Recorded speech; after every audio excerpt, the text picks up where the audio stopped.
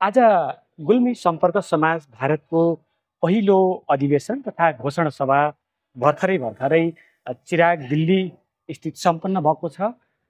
मेरो माझमा गुल्मी सम्पर्क समाज भारतका संस्थापक अध्यक्ष तथा पहिलो अधिवेशनबाट पनि दोस्रो कार्यकालको लागि अध्यक्ष पदमा सर्वसम्मत रूपमा निर्वाचित हुनुभएका अध्यक्षजी हुनुहुन्छ टिकाबहादुर कार्की। स्वागत छ सर यहाँलाई। नमस्कार सर। आरामै हुनुहुन्छ? ठिक छ सर। गुल्मी सम्पर्क समाज भारतको पहिलो अधिवेशन सम्पन्न गरिसक्नु भएको छ। फेरि तपाईँलाई सर्वसम्मत रूपमा दोस्रो कार्यकालको लागि जनरल बडीले चुनेको छ। हजुर, कस्तो रह्यो यसको अवस्था थोरै बताउनुहुन्छ कि? यो हाम्रो कार्य समितिले गरेको विश्वास र हुनसक्छ अथक मेहनत गरेर यो 3 सालको कार्यकालमा गुल्मी सम्पर्क समाजलाई अग्रपन्थीमा ल्याउन गरेको कोसिसलाई उहाँले भरोसा गरेर दुबारा फेरि सर्वसहमतिले जो हजुरले नै यो कार्यकाल फेरि गर्नु पर्यो, अब आउने 3 सालको कार्यकाल भन्ने कार्य समितिको निर्णय अनुसार मैले फेरि यो पदभार ग्रहण गरेको छु। आउनेवाला समयमा अझ धेरै चुनौती र जिम्मेवारी बोधसँग अघि बढ्ने चाहिँ जो भरोसा, आशा र भरोसा लिएर हाम्रो गुल्मेली समाजले मलाई चाहिँ कति सदस्यीय कमिटी बनाउनु भएको छ? यसको रूपरेखा अबको चाहिँ कार्यकाल कति वर्ष हुनेछ? अबको कार्यकाल पनि उही 3 वर्ष नै हो। यसमा एउटा सञ्चालन समिति 25 जनाको सञ्चालन समिति गठन गरिएको छ र 25 जनाको कार्य समिति गठन गरिएको छ, लगायत संयोजक टिम गुल्मी गाउँपालिका नगरपालिकाका संयोजक टिमलाई चाहिँ गुल्मी सम्पर्क समाज भारतलाई सहयोग गर्नको निम्ति उहाँलाई पनि नियुक्त गरिएको छ। पालिका गाउँपालिकाबाट संयोजकको रूपमा 3टा कार्यबडी हामीले अहिले यहाँ पर नियुक्त गरेका छौँ। आउनेवाला समयमा अब हेर्दै जाउँ अब कसले के कतिको सहयोग गर्नुहुन्छ। यो पहिला एक्सपिरियन्स हो, अब आउनेवाला समयले बताउँछ नयाँ एक्सपिरियन्स चाहिँ कस्तो तरिकाले गइन्छ, कतिको भरोसाको काम हामीहरूले गर्न पाइन्छ। यो आउनेवाला 1 सालमा फेरि हाम्रो कार्य समितिको समीक्षा बैठक हुनेछ। त्यहाँ चाहिँ हामीहरूले सामान्यतया चाहिँ यो एउटा क्षेत्रगत जुन एरियाका मानिसहरू गुल्मेलीहरू हजुर जो पेसा व्यवसाय अध्ययनदेखि लिएर अन्य कुनै पनि कार्यमा भारत प्रवासमा त्यसको नि विशेष गरी दिल्ली एनसीआरमा बसेका आम नेपाली त्यो गुल्मेलीहरूलाई समेटेर गुल्मी सम्पर्क समाज भारत भन्ने सञ्चालन गरिएको छ। हजुर, यसको मुख्य अब उद्देश्यहरू आगामी दिनमा यसलाई कसरी सञ्चालन गर्ने, यसका कार्यनीतिहरू कार्यप्रणालीहरू के कस्ता हुन सक्छन् थोरै? यसको चाहिँ हामीहरूले भन्दा खास गरेर गुल्मेलीहरूलाई एक छत्र छायामा ल्याउने र जो पनि गुल्मेलीहरूले यहाँ चाहिँ तितरबितर भएर बस्नुभएको छ, कमसेकम हामी गुल्मेली हो भन्ने एउटा छत्र छाया बनाऊ भन्ने हाम्रो कोसिस हो। लगायत यसका चाहिँ नीति निर्धारकहरू हामीहरूले चाहिँ एउटा विधान तयार गरेका छौँ, जो कि चाहिँ पूर्व कार्य समितिहरूले पूर्व सदस्यहरूले पनि त्यसलाई चाहिँ मनोनयन गरेर सर्वसहमतिसँग पारित भइसकेको छ। अब आउनेवाला समयमा त्यसलाई कार्यान्वयनमा कसरी लिने हो, कुन व्यवस्थामा हामीहरू अघि बढ्ने हो, अब यहाँ भएको चाहिँ नेपालीहरूलाई कुन तरिकाले चाहिँ हामीले यो छत्रछायामा भित्र लिने हो। आउनेवाला समयमा मान्छेहरू हाम्रो गुल्मेली नेपाली सबै साथीभाइ दाजुबहिनीहरूले पढाइ यहीँ गर्ने, आफ्नो जागिर यहीँ गर्ने गर्दाखेरि आफ्नो पुस्तरी जग्गा गाउँ ठाउँ सबै भुलेको अवस्था हुँदाखेरि हामीले त्यो नभुलौँ। हामी कुनै पनि हालतमा आफ्नो पुस्ताको आफ्नो गाउँठाउँको हामी गुल्मेलीको छत्रछाया चाहिँ हामीले यसको जेगाडा गरौँ र हामी एक हौँ र हामी आउने समयमा पनि हामी कहाँका त भन्दाखेरि हामी गुल्मेलीवासी हौँ भन्ने चाहिँ यो सन्देश हामी यहाँ पनि देऊ। यो फ्युचरको लागि हो।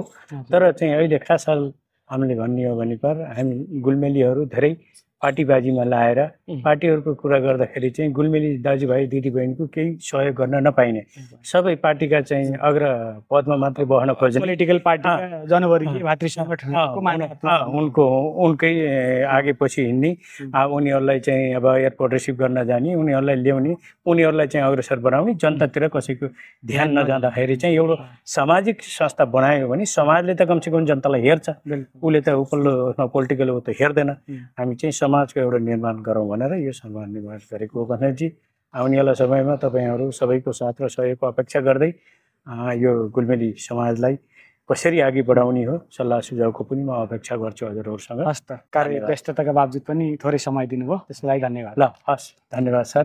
आदरणीय दर्शकवृन्द, उहाँ हुनुहुन्थ्यो गुल्मी सम्पर्क समाज भारतका अध्यक्ष। पहिलो कार्यकाल पनि संस्थापक अध्यक्ष हुनुहुन्छ, दोस्रो कार्यकालको लागि पनि सर्वसम्मत रूपमा चयन हुनुभएको छ टिकाबहादुर कार्की। उहाँसँग हामी छोटो चाहिँ यो गुल्मी सम्पर्क समाज भारतको बारेमा जानकारी लिने कोसिस गऱ्यौँ।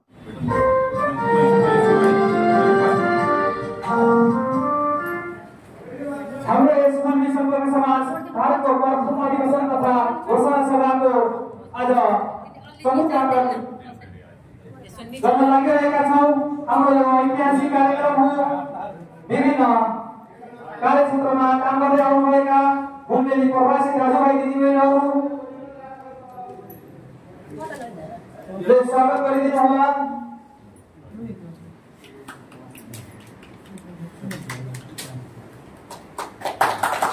ऐतिहासिक महाकार्यक्रम उद्घाटन भएको जानकारी गराउन चाहन्छु।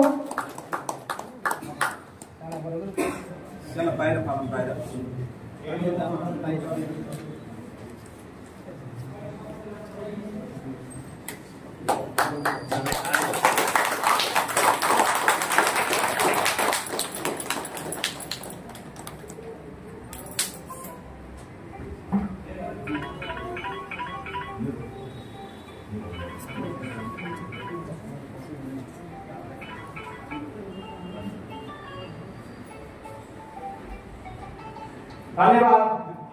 आजका प्रमुख अतिथिज्यू, अध्यक्षज्यू सम्पूर्णलाई एकमुष्टमा धन्यवाद दिन चाहन्छु र हामी लगत्तै अब राष्ट्रको सम्मान गर्न लागिरहेका छौँ।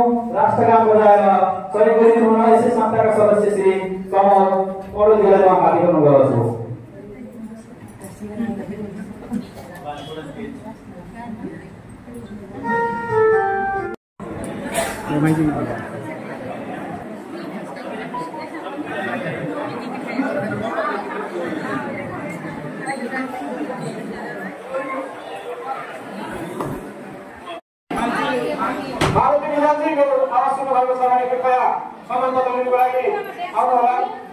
त्यसै गरी रवि सिंहज्यू कृपया आफ्नो सम्मान पत्र लिन स्टेजमा आउनु होला।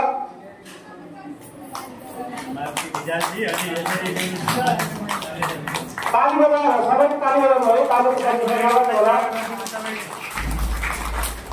त्यसै गरी रवि सिंहज्यू हुनु अनि त्यसै गरी आफ्नो सम्मान पत्र लिनको लागि जीवन पौडेलजी अनुरोध गर्न चाहन्छु। आफ्नो सम्मान पत्र लिनु होला।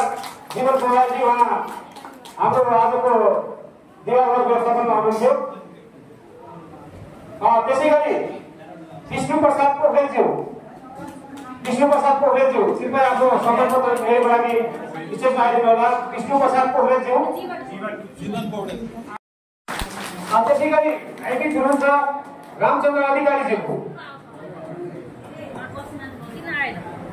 मैले एकपटक नाम लिनेछु, कृपया ताली बजाउनु होला। तालीको प्रदर्शन गर्नु होला। रामचन्द्र अधिकारीज्यू, उहाँहरूले गत 3 वर्षदेखि यो संस्थालाई आजको मितिसम्म ल्याइपुर्याउनु भएको छ। उहाँको योगदान त्यसै गरी आदरणीय विष्णु केवालीज्यू कृपया ताली बजाएर हौसला बढाइदिनु होला। यहाँले आजको मितिसम्म यो संस्थालाई यात्रा पुर्याउन धेरै ठुलो योगदान गर्नुभएको छ। त्यसै गरी बाबुराम अधिकारीजी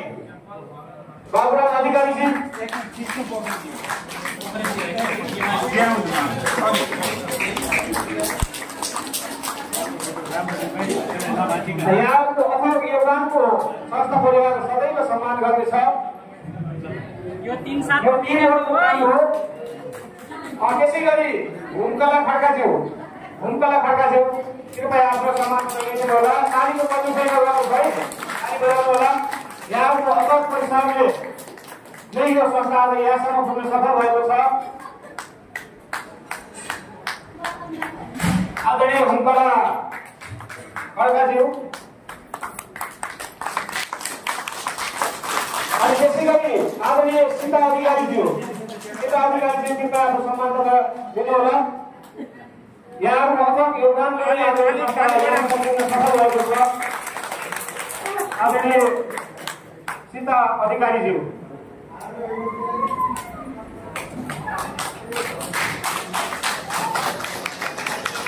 त्यसै गरी आदरणीय सुनिता जीसी कोवरज्यू उहाँ चाहिँ विशेष गुल्मीमा सदस्य पदमा हुनुहुन्छ।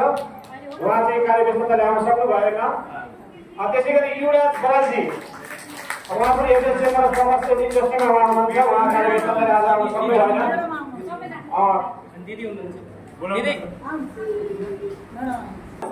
विष्णु प्रसाद पोखरेलजी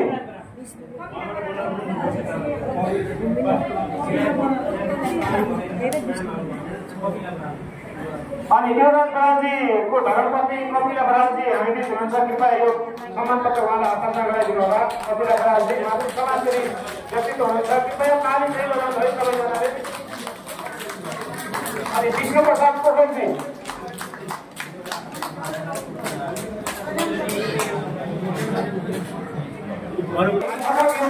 संस्था यहाँसम्म पुग्न सफल भएको छ। आज किरण राणाजीमा संगठन सचिव भएर कार्य गर्नुभयो। संगठनमा उहाँको ठुलो योगदान रहेको छ। आगामी दिनमा पनि संस्थाले यो चाहिँ कमेन्ट गरिरहनेछ। त्यसै गरी आदरणीय मुकुन्द पौड्यालजी यो संस्थाको सम्मान पत्र प्रदान गरिदिन अनुरोध गर्न चाहन्छु। आदरणीय अध्यक्षजी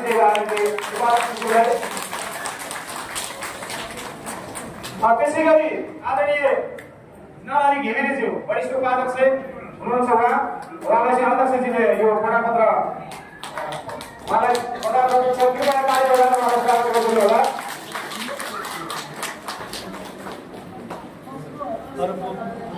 त्यसै गरी आदरणीय अध्यक्ष टिकाबहादुर कार्कीजीले हामीले भोल्ने कुरै भएन। उहाँको कुशल नेतृत्वमा नै आज यो संस्था यहाँसम्म पुग्न सफल भएको छ। आज वरिष्ठ उपाध्यक्षजीले उहाँलाई सम्मान पत्र प्रदान गरिरहनुहुन्छ।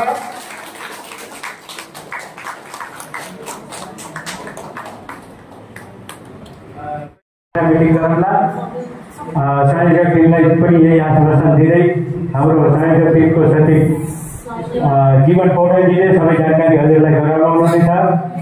केही नामावली लिस्टहरू हजुरलाई चाहिँ उपलब्ध गराउनु भएको होला जीवनजीले भन्न चाहन्छु। अगर उपलब्ध गराउनु भएको छैन, कसैले पाउनु भएको छैन भने मसँग कोअर्डिनेसन गर्नु होला। मैले चाहिँ त्यो उपलब्ध गराउनेछु भन्दै यो संयोजक टिमलाई धन्यवाद भन्न चाहे। त्यसै गरी हाम्रो सञ्चालन समितिको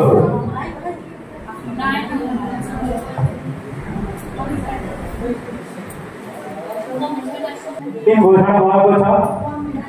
वरिष्ठ सल्लाहकार दुर्गा भण्डारी, आर्थिक सल्लाहकार युवराज बराल, भारत नेपाल समन्वय समितिका सुनिता जीसी, सल्लाहकार शिवलाल क्याम्लीजी और विशेष सल्लाहकार युवराज हरियालजी, म लगायत उपाध्यक्ष नारायण घिमिरेजी, सीता अधिकारीजी, मुकुन्द पौडेलजी और देवेंद्र केसी जी, बाबुराम अधिकारी जी और हुम्कला खड्का जी, जीवन पौडेल जी।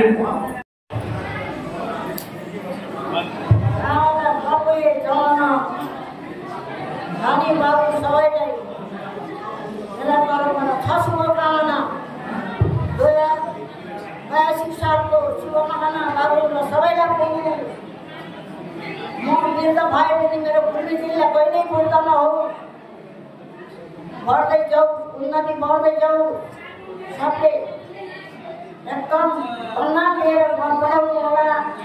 मरेर गएपछि पुरुषले देख्नेछ बाबुलाई अहिलेसम्म त्यति सोचेर यति शुभकामना बाबु आशीर्वाद लिएर सबै शुभकामना छ। मैले दिएको आशीर्वाद दिनु, राम्रो हातमा कसैलाई नदिनु, राम्रो हातमा कसैलाई नदिनु। यो दिनलाई मेरो बाबु राम्रो है आँटिना, पैसा भेट्नु है घाटिना। मेरो चिना छोरा छोरी छोराहरू सबैलाई मेरो तर्फबाट आशीर्वाद छ। 82 लागि आमाहरू मेरो बोली सुन्नुभयो। आज यहाँ छु, भोलि त कहाँ हो कहाँ, यस्तै सुभाष मेरो सबैसित आउन मलाई धेरै डर लाग्छ। दीर्घ भयो, मेरो मन बुढो कहिल्यै भएन, शरीर बुढो भएपछि यो पूर्वी जिल्लाको मलाई मेरो जन्मस्थानको मलाई धेरै माया लाग्यो। पर्वतमा सुपल्लो खाने गाउँ गुल्मीरामको ढोल मेरो जन्म ठाउँ, सबैलाई आशीर्वाद छ। गुल्मीरामको ढोल मेरो जन्म ठाउँ।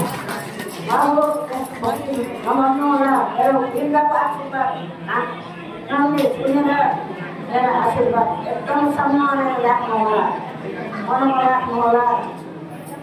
2082 सालबाट 83 लागि आउनु बाबु। अब मेरो यही आशीर्वाद पनि ढोका थियो हजुरहरूलाई। आशीर्वाद दिए सबैलाई आशीर्वाद छ, शुभकामना, नयाँ सालको शुभकामना बाबु, नानी बाबुहरूलाई सबैलाई शुभकामना। बाबु